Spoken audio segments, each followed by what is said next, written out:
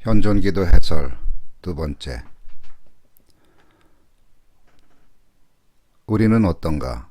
특별한 장소나 상황에서 경험하는 몇 가지 신비체험뿐 아니라 하나님은 모든 곳에, 모든 때에, 모든 것에 현존하심을 경험하고 있는가?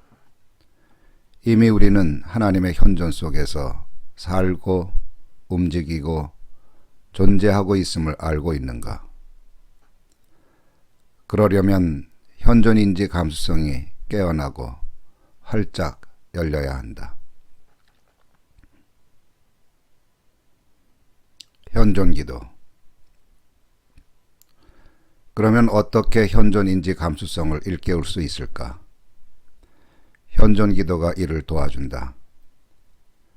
현존기도는 그동안 해오던 기도 생활에 답답함을 느끼는 사람들,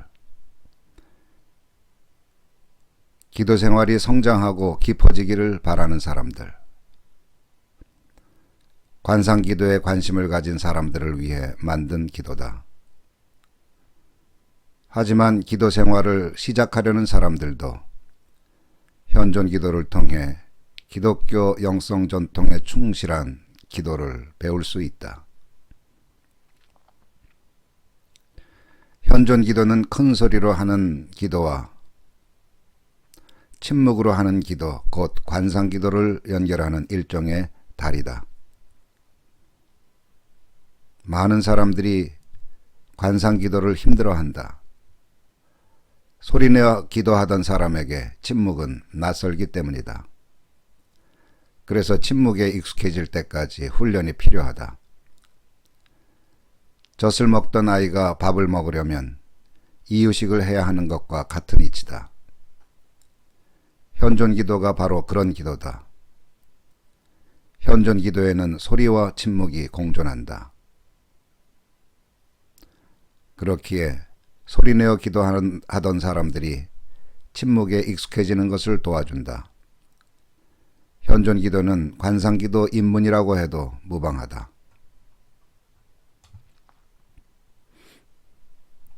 모든 다리가 이쪽에서 저쪽으로 건너가게 하듯 현존기도라는 다리를 건너면 새로운 기도의 세계가 펼쳐진다.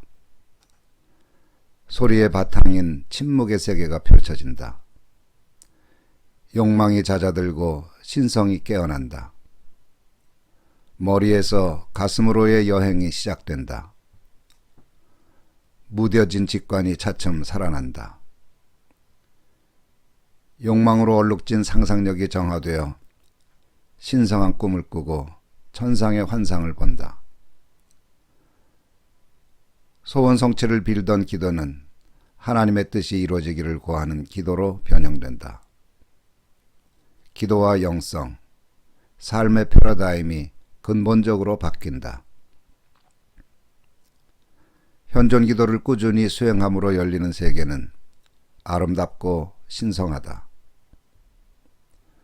하나님의 현존 속에 머무는 수행을 지속할수록 하나님 현존감이 풍부해져 평범한 일상 속에서도 하나님의 현존을 알아차린다.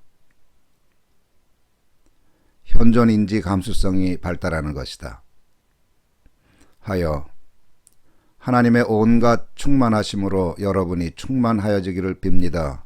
라고 에베소 교회를 위해 중보했던 사도 바울의 기도가 우리에게서 이루어진다.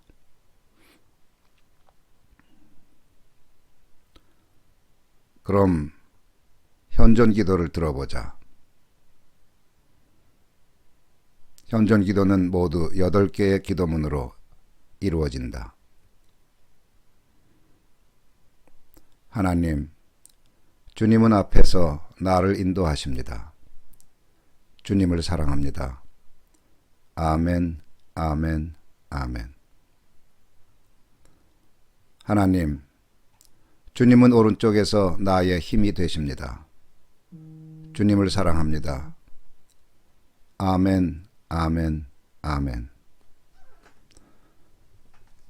하나님, 주님은 왼쪽에서 나를 붙들어 주십니다. 주님을 사랑합니다.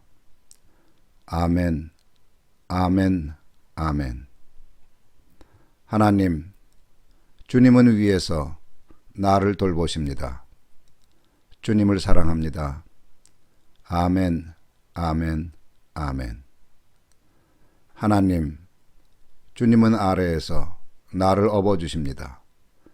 주님을 사랑합니다. 아멘, 아멘, 아멘. 하나님, 주님은 뒤에서 나를 안아주십니다. 주님을 사랑합니다.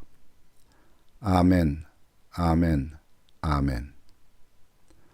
하나님, 주님은 모태에서 나를 하나님 형상으로 지으셨습니다. 주님을 사랑합니다. 아멘, 아멘, 아멘. 하나님, 주님은 내 안에 현존하시며 내 안에서 활동하십니다. 주님을 사랑합니다.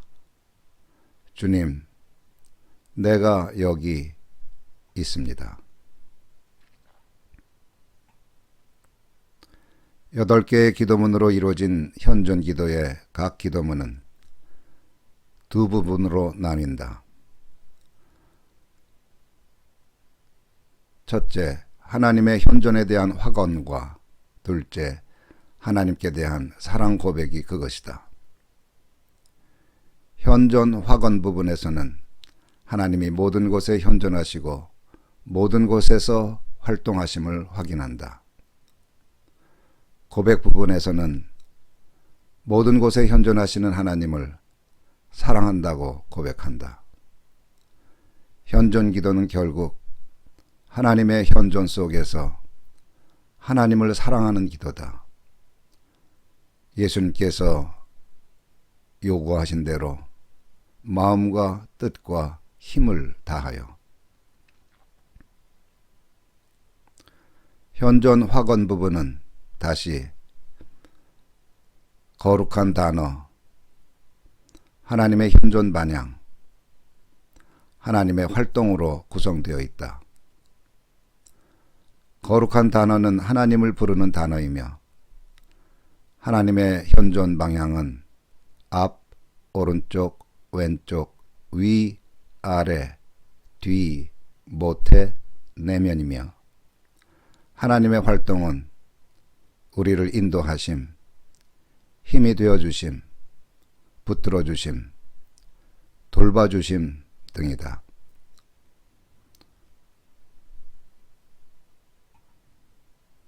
기도문의 두 번째 부분인 사랑 고백 부분은 기도자의 고백과 기도자의 응답 둘로 구성되어 있다.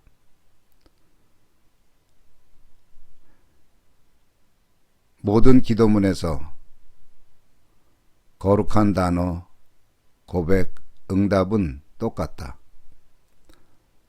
똑같지 않은 것은 하나님의 현존 방향과 하나님의 활동뿐이다. 그런데 현존 방향은 8방향으로 이미 정해져 있기 때문에 각 방향과 관련된 하나님의 활동만 알면 어렵지 않게 외울 수 있다. 이제 차례로 설명해 보자. 거룩한 단어. 하나님을 일컫는 말들은 모두 거룩한 단어다. 이를테면 하나님, 아버지, 야훼, 주님, 아빠, 예수님, 그리스도, 성령 등이 그렇다. 거룩한 단어는 그 자체만으로도 힘과 위엄이 있다. 그래서 주님의 이름을 부르는 사람은 누구든지 구원을 얻는다. 로마서 10장 13절. 현존 기도는 하나님을 거룩한 단어로 사용한다. 성 아우구스티누스는 말했다. 그분의 이름을 발음한다는 것은 얼마나 사랑스럽고 감미로운가. 이러한 믿음을 갖고 하나님을 부를 때 마음은 하나님의 현존감으로 채워진다.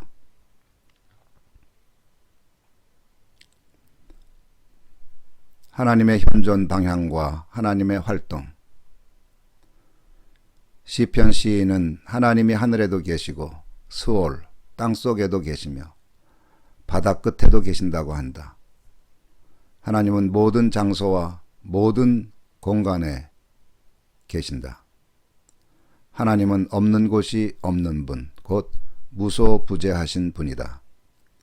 성경은 무소부재하신 하나님의 현존을 여러 방향과 관련시킨다.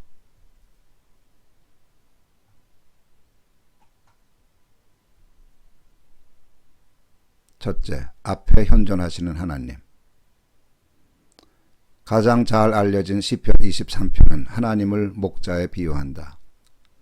주님은 나의 목자시니 내게 부족함 없어라. 나를 푸른 풀밭에 누이시며 쉴만한 물가로 인도하신다. 목자 되시는 하나님은 앞에서 우리를 인도하신다. 그래서 예언자 이사야는 주님께서 너희 앞에 가신다 라고 노래한다. 하나님은 앞에서 우리를 인도하시는 목자이시다. 그래서 현존 기도는 하나님, 주님은 앞에서 나를 인도하십니다 라고 확언한다. 둘째, 오른쪽에 현존하시는 하나님. 성경에는 하나님이 오른쪽에서 함께 하신다는 표현이 여러 번 나온다.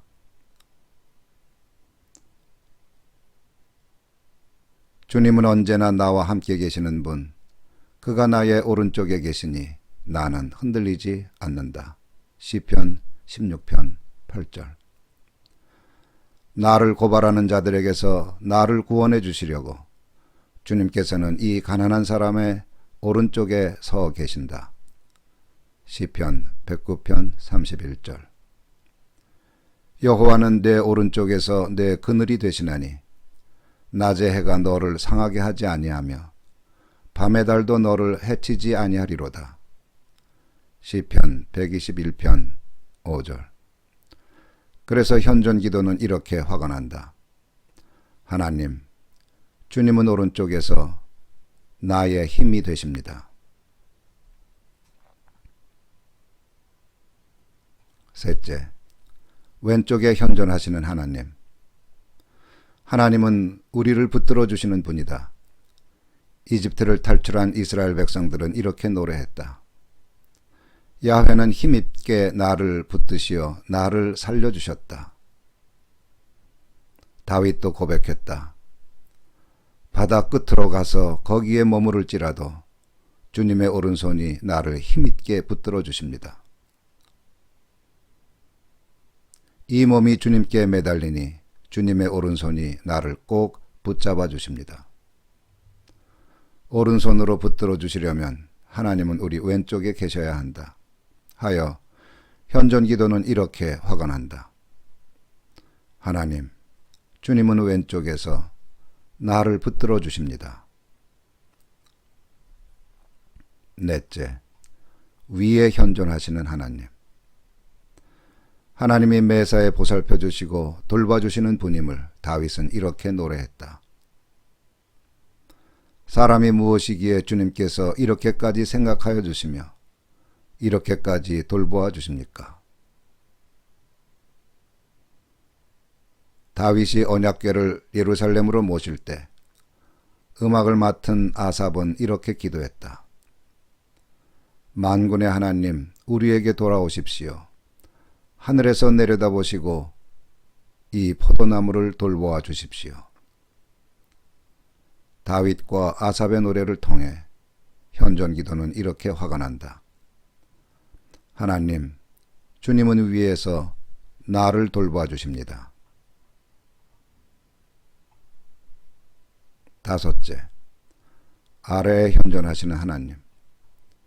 성경은 하나님을 업어주시는 분으로 묘사하기도 한다. 너희가 태어날 때부터 내가 너희를 안고 다녔고 너희가 모태에서 나올 때부터 내가 너희를 업고 다녔다. 너희가 늙을 때까지 내가 너희를 안고 다니고 너희가 백발이 될 때까지 내가 너희를 업고 다니겠다. 모세는 출애굽 사건을 어미 독수리가 새끼를 업어 나른 것에 비유한다.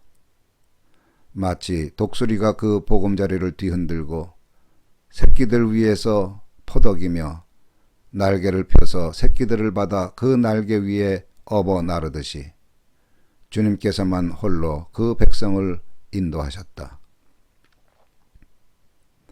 하나님은 우리 아래에서 우리를 업어주신다. 따라서 현존 기도는 하나님의 현존 방향을 이렇게 확언한다. 하나님, 주님은 아래에서 나를 업어주십니다.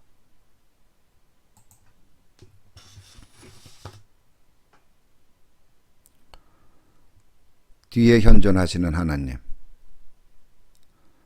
하나님은 앞에서 인도하실 뿐 아니라 뒤에서 지켜주신다. 이사야는 이렇게 백성들을 위로한다. 이제는 이스라엘의 하나님께서 너희 뒤를 지켜주시니 너희가 나올 때 황급히 나오지 않아도 되며 도망치듯 달아나지 않아도 된다. 나의 등 뒤에서라는 복음성가는 뒤에서 지켜주시는 하나님을 이렇게 노래한다.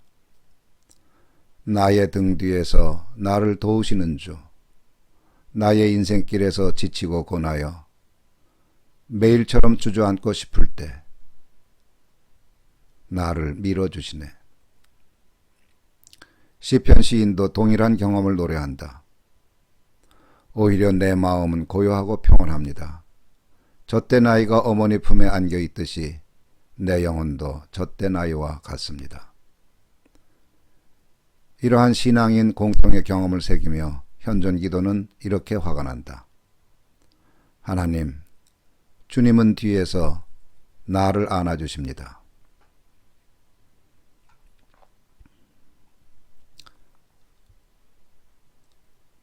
앞, 오른쪽, 왼쪽, 위, 아래, 뒤. 이 6방향 외에 현존 기도는 하나님이 현존하시는 2방향을 더 알고 있다. 하나는 공간의 범주가 아니라 시간의 범주이며 다른 하나는 외적 공간이 아니라 내적 공간이다. 7째, 모태에 현존하시는 하나님. 시편 시인은 모태에서도 하나님이 현존하셨음을 이렇게 묘사한다. 주님께서 내 장기를 창조하시고 모태에서 나를 짜 맞추셨습니다. 모태에서 나를 조립하셨으니 내 뼈 하나하나도 주님 앞에서는 숨길 수 없습니다.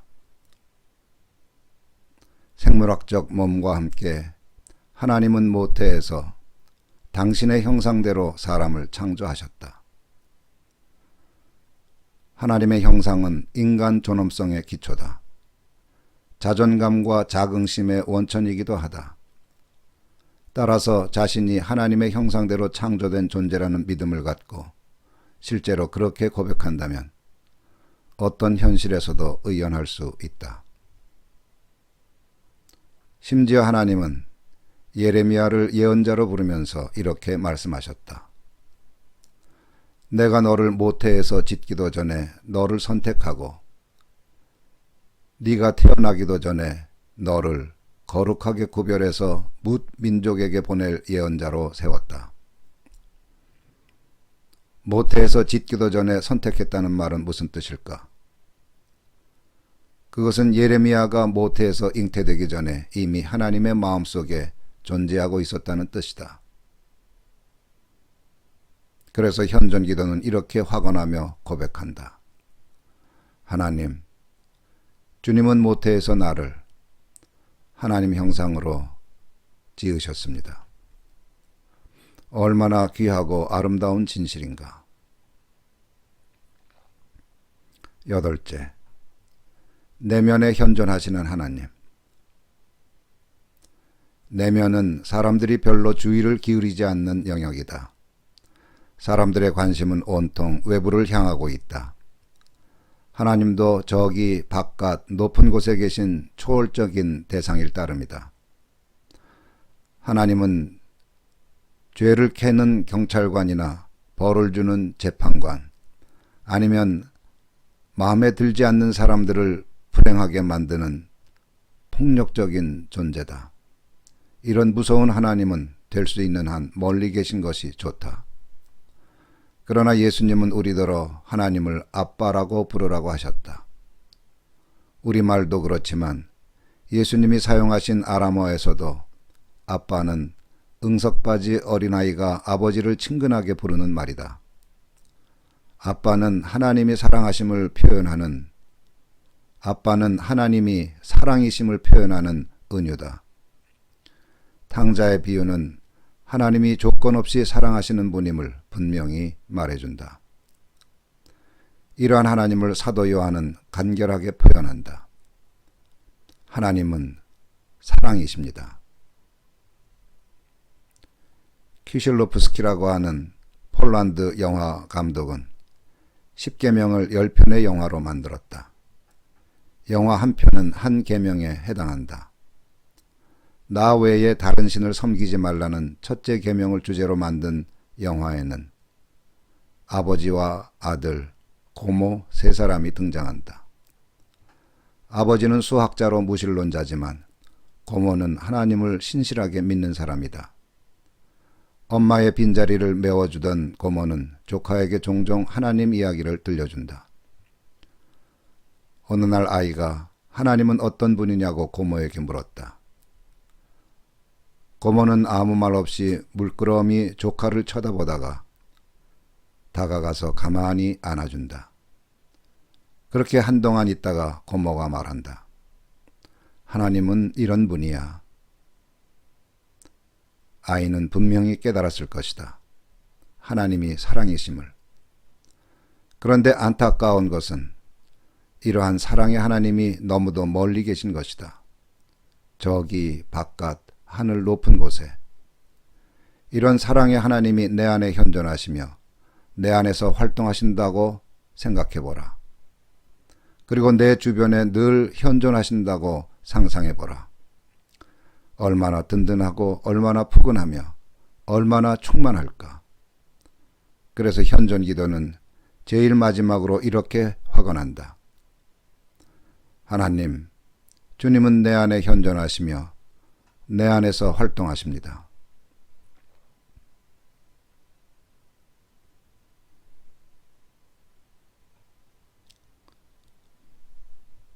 기도자의 사랑 고백과 아멘 응답. 현존 기도의 네 번째 부분은 사랑의 고백이다.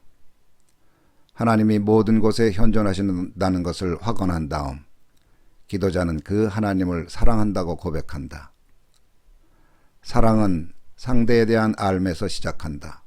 하지만 고백이 없다면 사랑은 결코 이루어지지 않는다. 고백은 거절당할 수 있음을 알면서도 자신의 진실을 드러내는 위험한 행위다. 그렇기에 고백하려면 용기가 필요하다. 하나님 사랑도 그렇다.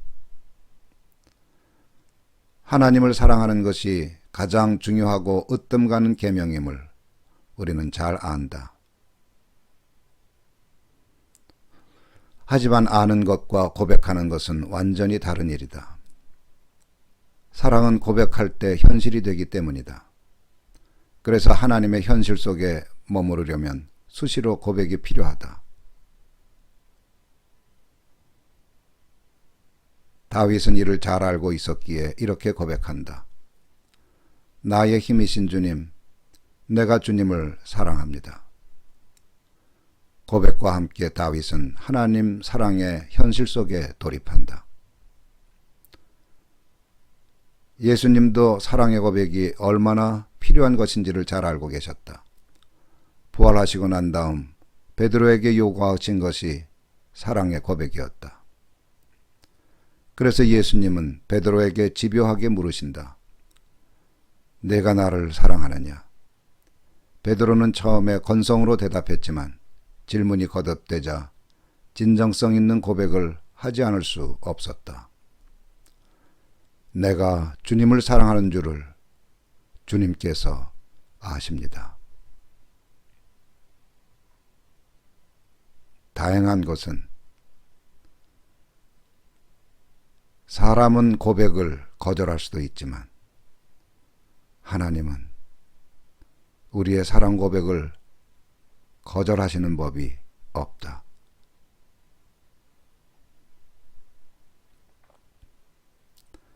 현존 기도는 각 방향에서, 즉 앞, 오른쪽, 왼쪽, 위, 아래, 뒤, 모태, 내면에서 하나님의 현존을 확언할 때마다 하나님께 사랑의 고백을 봉헌한다. 사랑의 고백을 봉헌한 다음에는 아멘으로 응답하며 사랑의 진정성을 스스로 확증한다. 아멘을 3번 하는데 아멘을 되풀이할 때마다 사랑 고백의 진정성은 깊어진다. 8째 기도에서만 아멘을 3번 하는 대신 주님, 내가 여기 있습니다 라고 응답한다. 그 다음에 이어지는 침묵 속에 고요히 머물기 위한 과정이다. 향심기도 수행을 위한 연결고리이기도 하다. 아멘은 신성한 언어다. 아멘이라고 말할 때 기도자의 마음은 하나님의 마음과 연결된다. 아멘이라고 말할 때 기도자는 성삼위 하나님의 현존 속에 들어간다. 아멘이라고 말할 때 기도자의 내면에선 하나님의 통치가 이루어진다. 하나님의 마음과 연결하고 하나님의 현존에 들어가게 하고 하나님의 통치가 이루어지게 하는 아멘이라는 한마디는 그 자체로 성사적 현존 언어다.